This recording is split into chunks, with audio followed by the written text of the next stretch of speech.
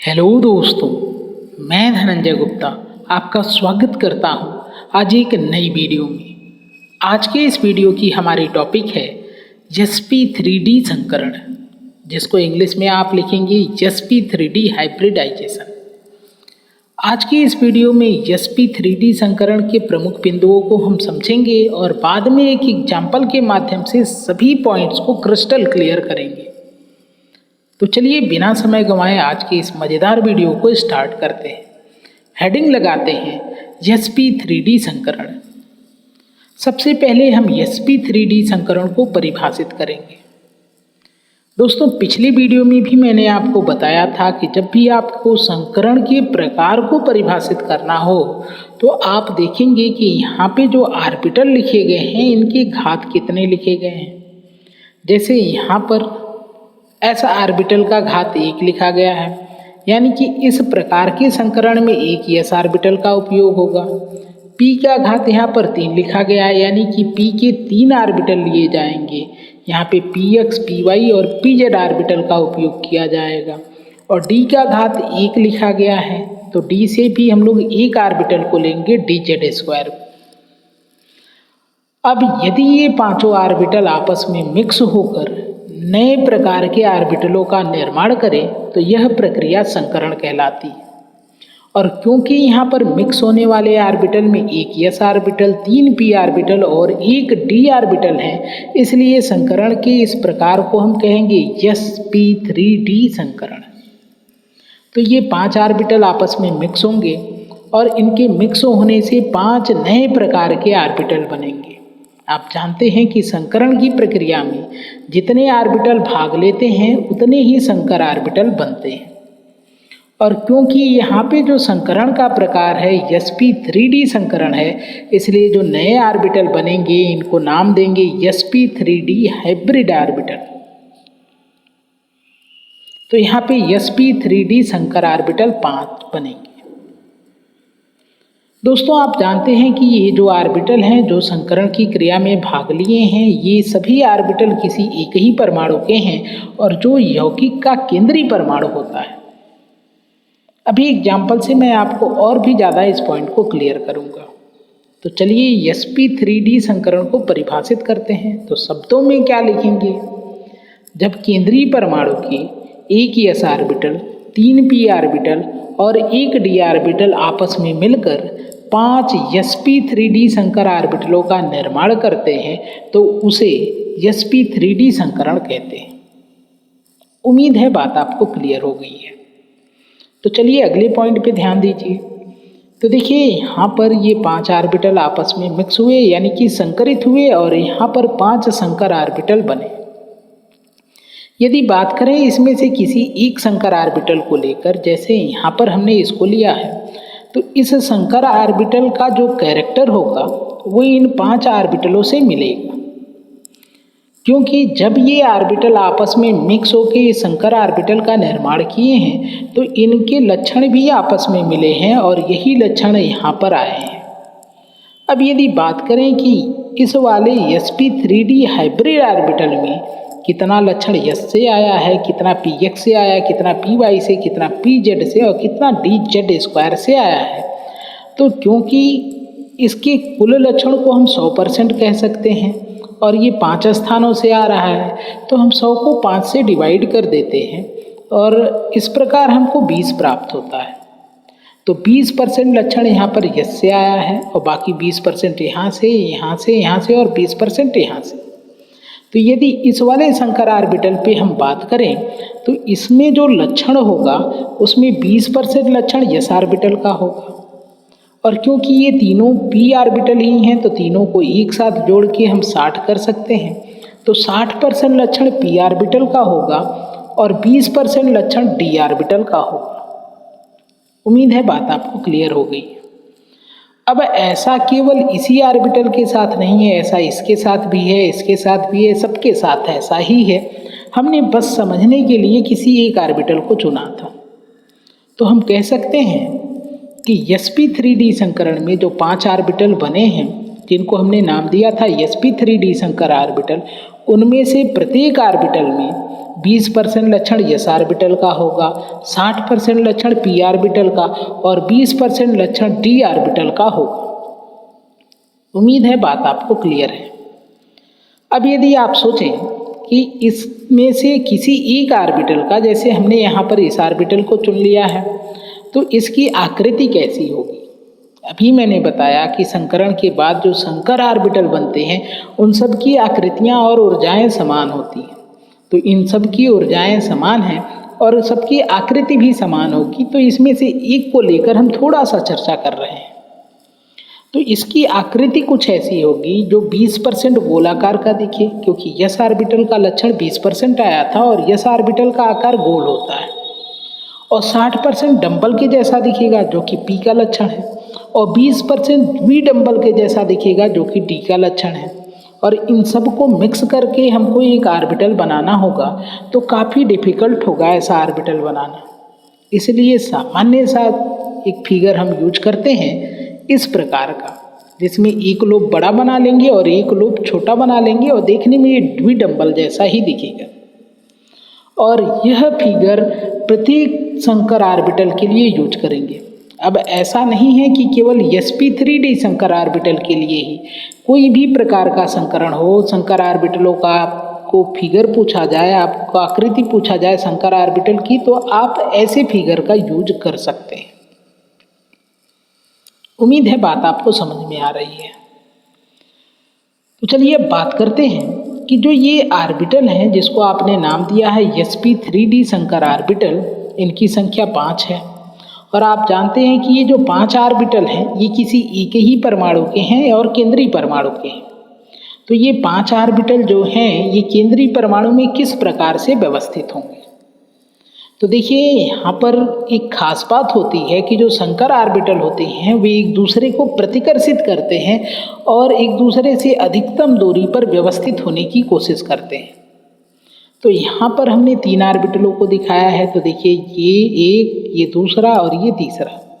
यहाँ पर ये बड़ा वाला लोब है, ये छोटा वाला लोब है। आप देख रहे हैं कि ये एक दूसरे से अधिकतम दूरी पर व्यवस्थित हुए हैं। इनके मध्य का जो कोण है वो 120 अंश का है। ये तीनों ही जो संकर ऑर्बिटल हैं वो एक तल में व्यवस्थित हुए हैं। और हमने पढ़ा है कि जब 3 ऑर्बिटल हों, 3 संकर ऑर्बिटल हों, एक दूसरे के साथ 120 अंश का कोण बनाते हुए एक प्लेन में यानी एक ही तल में व्यवस्थित हो, तो ऐसे ज्यामिति को हम त्रिकोणीय समतली ज्यामिति कहते हैं। तो यहाँ पर ये जो ज्यामिति बन रही है ये त्रिकोणीय ज्यामिति बन रही है। बात क्लियर है।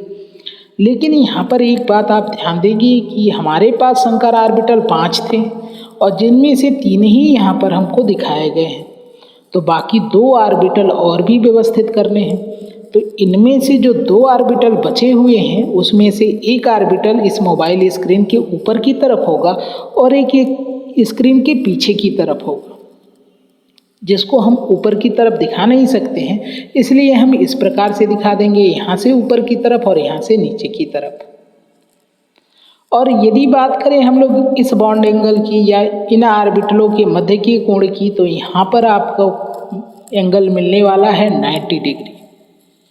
यानी कि जो sp3d संकरण है उसमें एक विशेष ज्यामिति जन्म लेती है, जहाँ पर 2 प्रकार के कोण देखने को मिलते हैं। जो त्रिकोणीय समतली ज्यामिति बनाने वाले ऑर्बिटल होंगे उनके मध्य का कोण 120 अंश, और बाकी जो अक्षीय ऑर्बिटल हैं, मतलब जो एक स्क्रीन के ऊपर यानी तल के ऊपर और तल के पीछे की तरफ होंगे, उनके मध्य का कोण जो होगा उनके साथ जो अन्य ऑर्बिटलों के मध्य का कोण होगा वो 90 अंश का होगा। बात को और भी मैं अभी आपको क्लियर करता हूँ बॉन्ड डायग्राम से। फिलहाल इस बात को लिखते हैं। तो हमने क्या पढ़ा कि केंद्रीय परमाणु के sp3d संकर ऑर्बिटल एक दूसरे को प्रतिकर्षित करते हैं, अतः स्थायी व्यवस्था पाने के लिए वे त्रिविम में एक विशेष ढंग से व्यवस्थित होकर त्रिकोणीय द्विपिरामिडी ज्यामिति बनाते हैं। तो ये जो ज्यामिति बनी है इसका नाम होगा त्रिकोणीय द्विपिरामिडी, जिसको इंग्लिश में कहेंगे ट्राइगोनल बाइपिरामिडल ज्योमेट्री। बात को थोड़ा और क्लियर करते हैं हम लोग बॉन्ड डायग्राम को लेकर। तो देखिए यहाँ पर इस ज्यामिति का बॉन्ड डायग्राम यदि हम बनाएंगे तो देखिए केंद्रीय परमाणु हो गया। इससे जो 3 बॉन्ड बनेंगे, जो 3 ऑर्बिटल होंगे वो एक तल में होंगे और इन ऑर्बिटलों के मध्य का कोण जो होगा 120 अंश का होगा और इस प्रकार से त्रिकोणीय ज्यामिति का निर्माण होगा। बाकी जो 2 बचे हुए ऑर्बिटल हैं उसमें से एक इस तल के ऊपर होगा और एक तल के पीछे की तरफ होगा, जिसको हम लोग इस प्रकार से बना रहे हैं। जो तल के ऊपर की तरफ है उसको यहाँ पे हम लोग बना रहे हैं। अब यदि इस वाले ऑर्बिटल और इस वाले ऑर्बिटल के मध्य के कोण की बात करेंगे तो ये हो जाएगा 90 अंश। जो दूसरा ऑर्बिटल होगा जो तल के पीछे की तरफ होगा उसको हम लोग यहाँ पे नीचे दिखाएंगे और यहाँ पर एक नया बॉन्ड एंगल बनेगा। यहाँ पे इस वाले ऑर्बिटल और इसके मध्य का जो कोण होगा वो होगा 90 अंश। तो 2 प्रकार के बॉन्ड एंगल मिल रहे हैं यहाँ पर। जो त्रिकोणीय वाले ऑर्बिटल हैं वो एक दूसरे के साथ 120 अंश के कोण पर हैं और जो अक्षीय ऑर्बिटल हैं मीन्स जो तल के ऊपर और नीचे हैं उनका जो त्रिकोणीय वाले ऑर्बिटल हैं उनके साथ का बॉन्ड एंगल है 90 अंश का। उम्मीद है बात आपको क्लियर हो रही है।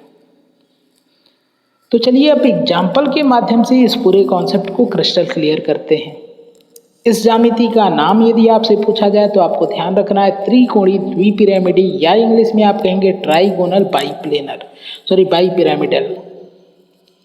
अब उदाहरण लेते हैं। आज की वीडियो में हम उदाहरण लेंगे PCl5 का। आप देख रहे हैं यहाँ पर 2 प्रकार के परमाणु हैं, एक फास्फोरस और दूसरा प्रकार क्लोरीन का है। यदि फास्फोरस का इलेक्ट्रॉनिक विन्यास लिखा जाए कुछ इस प्रकार का होगा। यदि बाह्यतम कोष या संयोजी कोष की बात की जाए तो यहाँ पे रेड कलर से आपको दिखाया गया है 3s2 3p3। और आप जानते हैं क्योंकि ये तीसरे कोष की बात है तो तीसरे कोष में तो डी उप कोष भी होता है, तो यदि हम चाहें तो यहाँ पे लिख सकते हैं 3d0। अब यदि बाह्यतम कोष का ऑर्बिटल आरेख हम बनाएं तो यहाँ पर एक ऐसे छोटा सा बॉक्स बनाएंगे जो 3s ऑर्बिटल को प्रदर्शित करेगा और इसमें 2 एरो बना दी हैं जो 2 इलेक्ट्रॉनों को दिखा रहे हैं जिनकी स्पिन एक दूसरे के अपोजिट है।